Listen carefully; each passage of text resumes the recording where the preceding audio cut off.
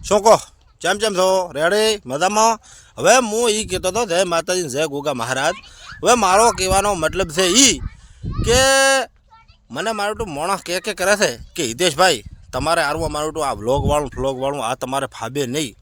એટલે હવે અહીંયા કહેવા માટે મારા પાસે શબ્દો નથી, પણ આપણે બે શબ્દ અમારી પીળીબેન પાસેથી સાંભળી લો. એટલે તમે વિડીયોમાં બન્યા રહીજો. એટલે આ મારી પોલસેડી ભેંસ છે, આ મારી ભોંડી ભેંસ છે અને આ મારી પીળીબેન છે. તો પીળીબેન તમારો કહેવાનું શું થાય છે કે આપણે તો વિડીયો બનાવવાનું ચાલુ કર્યું એ કાં ખરાબ છે? મોટામાંથી બોલો, તમારી બાઈને પૂછું હેડો. તો હવે પોતાની બાઈને પૂછો આપણે મિત્રો.